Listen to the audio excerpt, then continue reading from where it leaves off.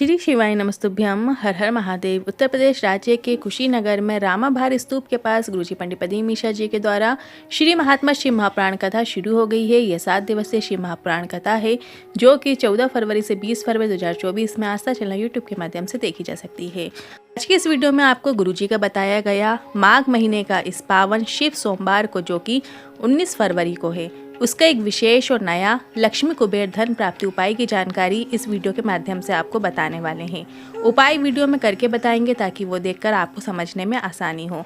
उससे पहले आज 18 फरवरी कुशीनगर की श्री महात्मा शिव महापुराण कथा में 5वें दिन की कथा में गुरुजी ने कुल 16 उपाय पत्र उपयोगी जानकारियाँ दी हैं। सभी की जानकारी आपको इसी वीडियो के माध्यम से प्राप्त होने वाली है। किसी कारणवश यदि आपने आज की कथा नहीं सुन पाए हैं तो पूरी कथा का रसद आपको इस छोटे से वीडियो से प्राप्त होने वाला है। तो बढ़ते हैं आज की कथा की पहली जानकारी की ओर। जो एक बार शिव का हो गया, शंकर के द्वार तक जाने लगा, 1 लोटा जल चढ़ाने लगा, बेलपत्र अर्पित करने लगा। जिसका मन महादेव से लग जाता है तो इस बात का ध्यान रखना, उस व्यक्ति की दुख की घड़ी में भी महादेव उसके पास खड़े नजर आते हैं। आज की कथा की दूसरी जानकारी की ओर। संसार में 2 चीजें ऐसी होती है जो मनुष्य को जीना सिखा देती हैं। पहला है गरीबी, दूसरा है करीबी। पहले गरीबी, हमारे पास कुछ भी नहीं होता, तब आपको देने वाला भी कोई नहीं होता, और आपके पास कुछ होता है तो देने वाला भी आ जाता है। ना आपको वो गुरु सिखा सकते हैं, ना माता पिता सिखा सकते हैं। आपको वो सिखा सकते हैं जो आपको गरीबी सिखा देती है। और दूसरा है करीबी, साथ रहने वाले, कदम से कदम मिलाकर चलने वाले। ये 2 चीज़ें ऐसी हैं जो मनुष्य को जीना सिखा देती हैं। बढ़ते हैं आज की कथा की तीसरी जानकारी की ओर। जीवन में जब गरीबी आए, तकलीफ आए, कष्ट आए, परेशानी आए, तो आपको ये नहीं सोचना है कि आपको ऐसा ही जीवन मिला है, बल्कि आपको उसे सीख कर जीवन में आगे बढ़ते चले जाना है। बढ़ते हैं आज की कथा की चौथी जानकारी की ओर। विद्यासागर महाराज जी ने आज समाधि ली है और गुरुजी ने विद्यासागर महाराज जी के लिए 5 बार श्री शिवाय नमस्तुभ्यम बोलते हुए श्रद्धांजलि दी। आपको बता दें, जैन संत शिरोमणि आचार्य विद्यासागर महाराज का जन्म 10 अक्टूबर 1946 को शरद पूर्णिमा के दिन कर्नाटक राज्य में हुआ था, और आज 18 फरवरी 2024 को 77 वर्ष की उम्र में उन्होंने अंतिम सांसें ली।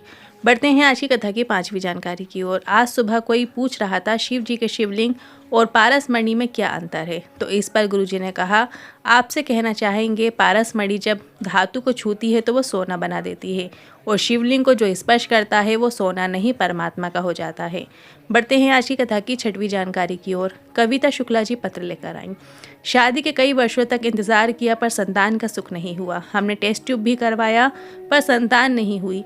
15 वर्ष निकल गए। मेरी पड़ोसन ने शिव महापुराण कथा के बारे में बताया और आसन लगाकर कथा सुनने को कहा, और जब श्री शिवाय नमस्तुभ्यम बोला जाए तब कामना कर लेना। रुद्राक्ष महोत्सव के अवसर पर शिव महापुराण कथा को श्रवण किया और बाबा की कृपा से 15 वर्ष के बाद संतान की प्राप्ति हुई है। बढ़ते हैं आज की कथा की 7वीं जानकारी की ओर।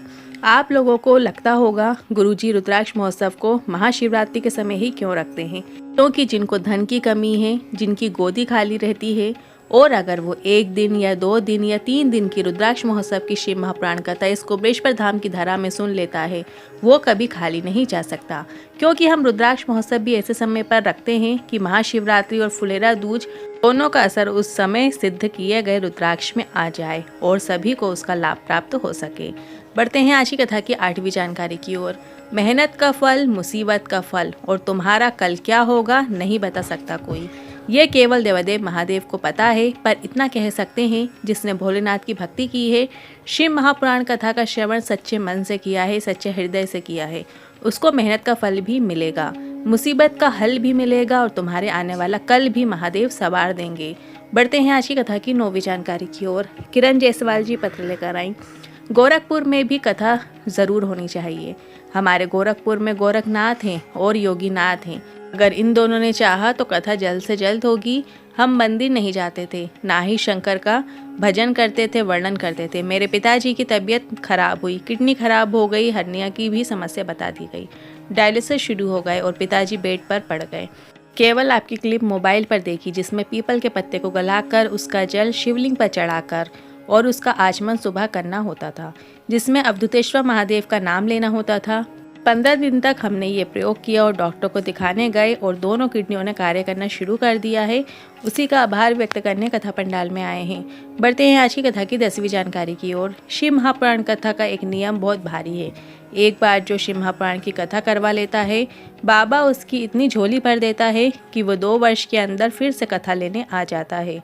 बढ़ते हैं आज की कथा की 11वीं जानकारी की ओर। गुरुजी ने कहा, आप लोग हमसे मिलने के लिए क्यों आते हो, बल्कि हम स्वयं उससे मिलना चाहते हैं जो कालों का काल है। और हमें उनके दर्शन एक बार हुए हैं। जब हमारा एक्सीडेंट हुआ था तब गाड़ी की कांच तोड़कर भोलेनाथ और पार्वती आए थे और हमें बाहर निकालकर बचा लिया था। और कुबरेश्वर धाम सीहोर के रुद्राक्ष महोत्सव में एक पल के लिए पर भोलेनाथ आकर चले जाते हैं, ऐसा हमें अनुभव हुआ है। देखते हैं आज की कथा की 12वीं जानकारी की ओर। अगर आपको भगवान के पास जाकर कुछ मांगना है तो सबसे पहले मांगना भगवान की भक्ति और दूसरा मांगना है निरोगी काया। बढ़ते हैं आज की कथा की 13वीं जानकारी की ओर। प्रतिभा त्रिपाठी जी पत्र लेकर आई। मेरे पिताजी की मृत्यु गुर्दे की समस्या के कारण हुई।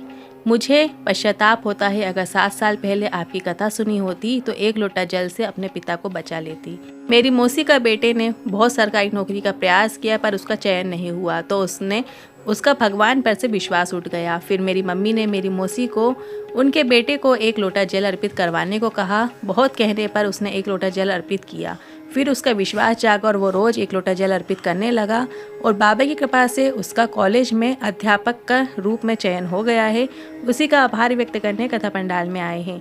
बढ़ते हैं आज की कथा की 14वीं जानकारी की ओर। नीलू देवी जी पत्र लेकर आई। आप जो सावन की शिवरात्रि में पूजन करवाते हो वो साधारण नहीं है। आप जो रुद्राक्ष उत्सव कराते हैं वो साधारण नहीं है। मेरा बेटा सरकारी नौकरी का प्रयास कर रहा था पर नौकरी नहीं लग रही थी। मैंने 1 लोटा जल चढ़ाने को कहा। बेटे ने जल चढ़ाना शुरू किया और जो बेटे ने नहीं सोचा था उसको वो नौकरी मिल गई। इसरो में वैज्ञानिक के पद में सरकारी नौकरी लग गई है। उसी का आभार व्यक्त करने कथा पंडाल में आए हैं। बढ़ते हैं आज की कथा की 15वीं जानकारी की ओर। सरिता देवी जी पत्र लेकर आई। लोगों के यहाँ संतान होती थी, आपकी कथा में सुना था। मेरे घर में संतान नहीं थी। डॉक्टर ने कह दिया तो आपकी ट्यूब ब्लॉक है, संतान नहीं हो सकती। हमने सफ़ेद आकड़ी की जड़ का प्रयोग किया और 1 महीने में गर्भ ठहर गया और 17 वर्षों के बाद संतान का सुख प्राप्त हुआ है। उसी का आभार व्यक्त करने कथा पंडाल में आए हैं। बढ़ते हैं आज की कथा की 16वीं जानकारी की ओर। धन प्राप्ति के लिए बेलपत्र की बीज वाली पत्ती को छोड़कर बची हुई नीचे की दोनों पत्तियों को पकड़ते हुए लक्ष्मी, कुबेर और भोलेनाथ का स्मरण करना है। मतलब आपको एक बेलपत्र लेनी है। शिव सोमवार के दिन 19 तारीख के दिन आपको बेलपत्र लेना है। बेलपत्र ऐसी लेना है जो कहीं से भी खंडित ना हो। बेलपत्र लेने के बाद आपको नीचे की दोनों पत्तियों का स्पर्श करते हुए और फिर 3 नाम का स्मरण करना है, लक्ष्मी, कुबेर और भोलेनाथ। इन तीनों का स्मरण करते हुए वो बेलपत्र नीचे की दोनों पत्तियों को स्पर्श करते हुए शिवलिंग के ऊपर अर्पित कर देना है। तो धन प्राप्ति, लक्ष्मी प्राप्ति के योग जरूर बनते हैं, ये निश्चित है। ये विशेष उपाय आप वैसे तो कभी भी किसी भी दिन कर सकते हैं, पर माघ महीने का इस पावन सोमवार जो कि कल 19 फरवरी के दिन है, तो आप इसे करके अधिक से अधिक लाभ प्राप्त कर सकते हैं। आपके घर में धन के भंडार सदैव के लिए भरे रहेंगे। आज के इन उपाय से जुड़े मन में कोई सवाल या क्वेश्चन है तो आप कमेंट के जरिए पूछ सकते हैं। वीडियो थोड़ा भी उपयोगी लगा हो तो वीडियो को लाइक करके कमेंट बॉक्स में हर हर महादेव जरूर टाइप कीजिएगा। श्री शिवाय नमस्तुभ्यम।